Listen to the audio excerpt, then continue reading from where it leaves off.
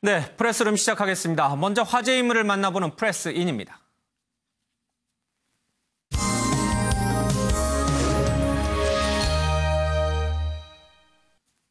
문재인 대통령 지지율이 취임 후 최저치를 기록했습니다. 리얼미터가 성인 2,007명을 대상으로 조사한 결과 문 대통령의 국정 수행에 대한 긍정평가가 지난주보다 2.9%포인트 하락한 44.4%였습니다. 2차 북미 정상회담 결렬 이유였던 지난 3월보다 낮은 수치입니다. 조국 장관과 검찰 개혁을 둘러싼 진영 간 대립이 격화된 데 따른 것으로 보입니다. 실제로 보수층에서는 부정평가가, 진보층에서는 긍정평가가 상승하면서 양 진영이 극단적으로 엇갈리는 것으로 나타났습니다. 오늘의 프레스인 문재인 대통령입니다. 네, 주말에도 서초동에서 대규모 촛불 집회가 있었죠. 우리 사회가 양 극단으로 갈라져서 치열하게 대립하는 것 아니냐, 우려의 목소리가 곳곳에서 터져나오고 있습니다. 그런데요, 오늘 문재인 대통령이 주재하는 수석 보좌관회의가 있었습니다. 여기에서 문재인 대통령은 이것을 너무 그렇게 걱정할 일이 아니다. 민주주의의 방식이다. 그리고 국민의 표현 목소리에 귀를 기울이겠다. 국론 분열이 아니다. 이런 뉘앙스의 얘기를 좀 했습니다. 저희들 이 문제를 먼저 좀 짚어보도록 하겠습니다. 먼저 문재인 대통령이 오늘 수석 보좌관회의에서 한 발언을 들어보겠습니다. 최근 표출된 국민들의 다양한 목소리를 엄중한 마음으로 들었습니다. 정치적 사안에 대해 국민의 의견이 나뉘는 것은 있을 수 있는 일이며 이를 국론 분열이라고 생각하지 않습니다.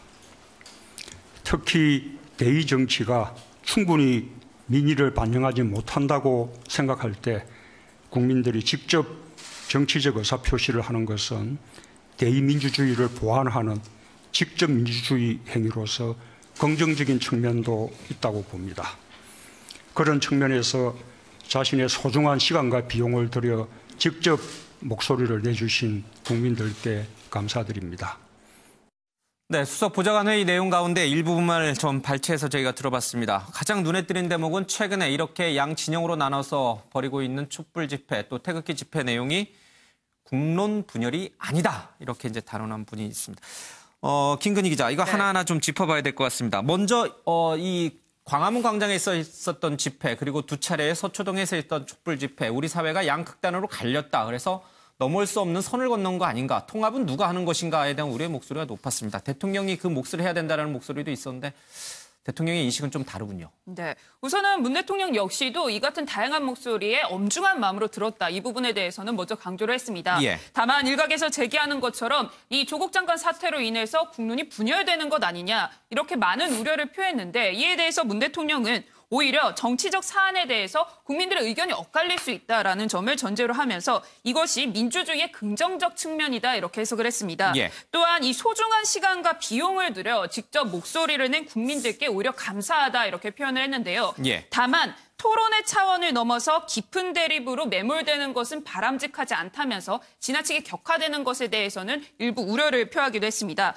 또 한 가지 중요한 부분 중에 하나가 이제는 문제를 절차에 따라 해결하도록 지혜를 모아야 한다라고 언급을 했는데요. 예. 이것과 관련해서는 계속해서 조국 장관을 사퇴해야 한다라고 보수 진영에서 목소리가 나오는 것과 관련해서 절차에 따라 해결해야 한다. 즉 어떤 정치적으로 판단하는 것이 아니라 향후 검찰 수사와 법원의 판단 등 사법적인 절차에 따라서 조국 장관의 거취 문제도 결정이 될 것이다. 좀 이런 의지를 내비친 것으로 보입니다. 예. 우리 국민이 광장으로 나가서 문제를 해결할 것이 아니라 또 정치권이 갈라져서 이렇게 조국 문제에 매몰될 것이 아니라 지금 법으로 진행이 되고 있으니까 사법적인 절차에 따라서 문제를 해결할 수 있도록 지혜를 모으자, 이런 얘기군요. 과거에 얘기했던 것과 원론적으로는 같긴 합니다. 그러나 좀 다른 맥락이 좀 숨어 있는 것 같습니다. 윤 의원님. 자, 이 국민들의 직접 의사표시는 민주주의의 긍정적 측면이다. 물론 이제 격화되는 거에 대해서는 우려를 나타내긴 했습니다만은 최근 이 광화문으로 또 서초동으로 몰려가는 그런 우리 국민의 마음이 그렇게 나쁜 건 아니다, 이렇게 보는 인식이 깔려 있는 것 같아요. 예, 오늘 대통령 발언은 상당히 주목을 끌 만한 시점이에요. 예. 상황도 그렇고요. 지금 수석보좌관 회의가 3주 만에 열렸습니다.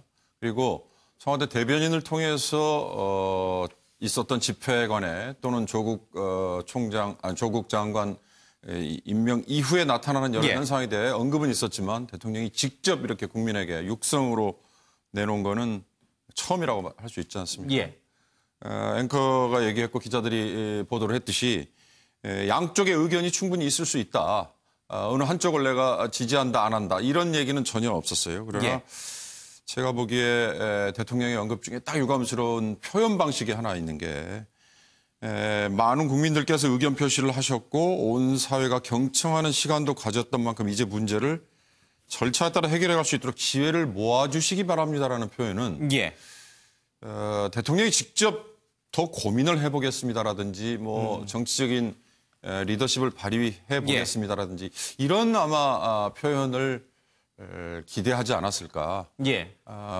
꼭 조국 장관에 대한 임명에 지지를 하는 쪽이든 아닌 쪽이든 간에 제가 보기엔 이런 점에서는 흔히들 말하는 과거에 박근혜 전 대통령에게 했던 뭐 유체이탈 화법 비슷한 예. 이런 비판이 나올 수 있는 대목이 아닌가라는 생각이 좀 드네요. 대통령이 나서서 이렇게 갈라진 민심을 통합하는 그런 리더십을 발휘해야 되는데 오히려 국민에게 이렇게 좀 해달라라는 식으로 유체이탈 화법 비슷한 화법을 쓴 게 아니라는 비판이 가능하다.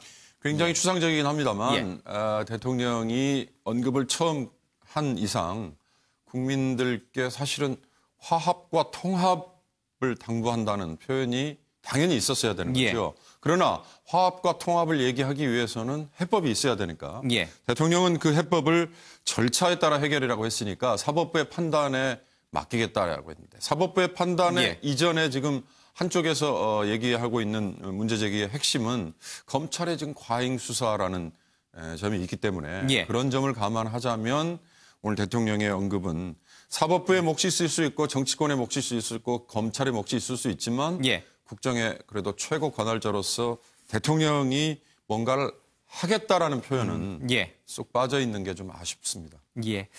대통령은 그동안 수차례 걸쳐서 이 조국 장관 문제는 절차에 따라서 좀 해결할 수 있도록 하고 우리는 민생에 좀 전념하자 이런 얘기를 수차례 꺼내왔기 때문에 아마 이제 국민이 좀 갈라진 민심들이 그런 부분을 좀 받아들이고 이제 국민 본연의 모습으로 좀 돌아가길 원한다 이런 얘기를 좀 한 것 같습니다. 알겠습니다. 하나 더 짚어보면요. 우효정 기자. 이 검찰 개혁과 관련해서도 굉장히 시급하고 절박하다 이런 입장을 다시 한번 좀 내놨어요. 그렇죠? 이 집회와 관련돼서도 언급이 있었습니다만 검찰 개혁에 대해서는 여전히 좀 필요성을 강조한 부분이 좀 눈에 띕니다. 네, 그렇습니다. 이 검찰 개혁에 대해서 또 이제 한마디를 했는데요. 그 법무부와 검찰 법 개정안 필요 없는 개혁에 속도를 내야 한다. 이런 발언을 했습니다. 그리고 또 법무부와 검찰이 역할은 다르지만 크게 보면 한 몸이다. 이런 얘기를 했는데요. 어쨌든 이런 국민의 다양한 목소리를 엄중하게 보고 있는 상황에서 검찰 개혁에 좀 더 박차를 가해야 한다. 이런 메시지로 풀이됩니다.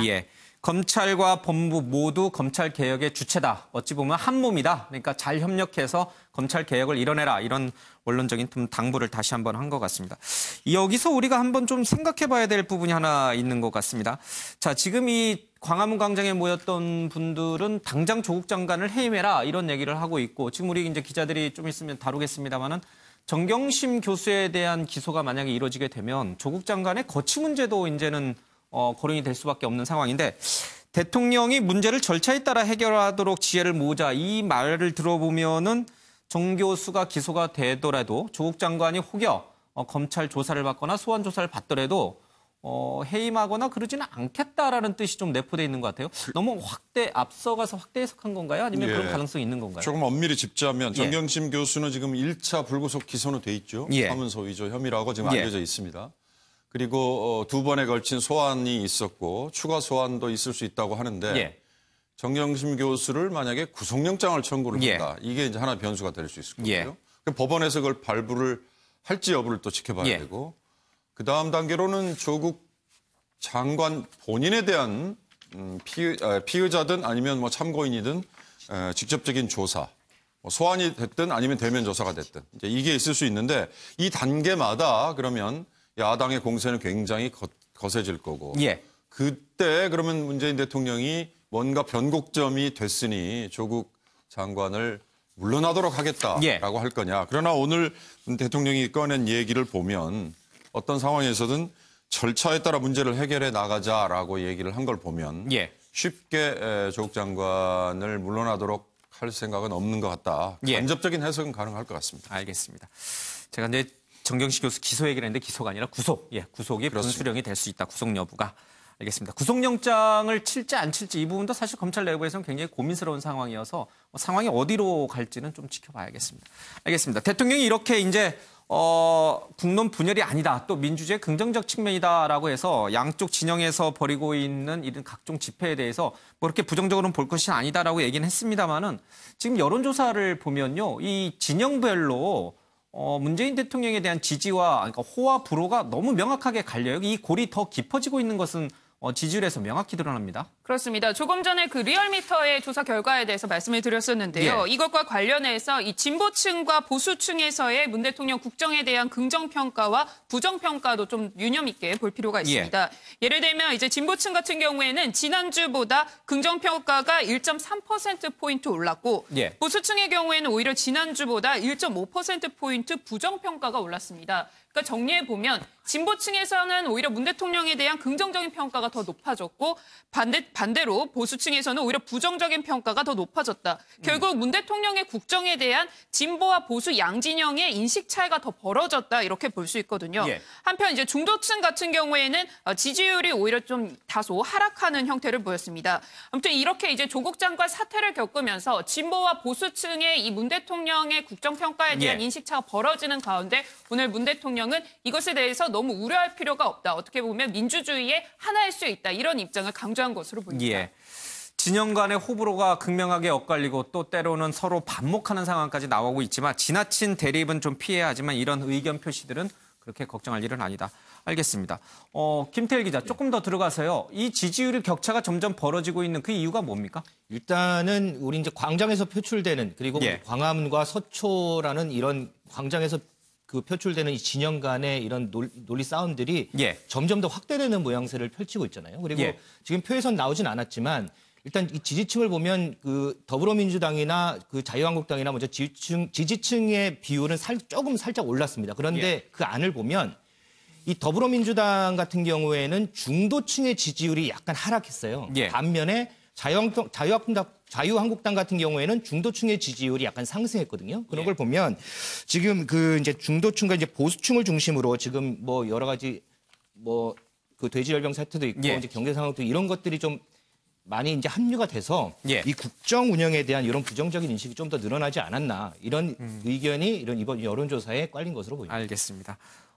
주말에 북미 협상이 결렬되는데 이 부분도 사실 대통령으로서는 고심이에요. 이렇게 진영이 갈라진 것도 고심이고 또 이 북미 회담이 좀 잘 돼서 뭔가 한반도의 평화 정착, 한반도 신뢰 프로세스가 작동되기를 원하는데 양쪽에서 마침 문 대통령이 좀 갇혀 있는 듯한 인상을 줘요. 그렇습니다. 한마디로 얘기하면은 두동강난 민심 예. 또는 뭐 갈라진 광장 이게 지금 국내 정치 상황이라면 예. 다른 쪽에서는 미북 실무 협상 결렬 예. 우리가 문재인 대통령이 누차 외쳤던 중재자로서의 역할 굉장히 우리는 난감해졌지 않습니까? 예.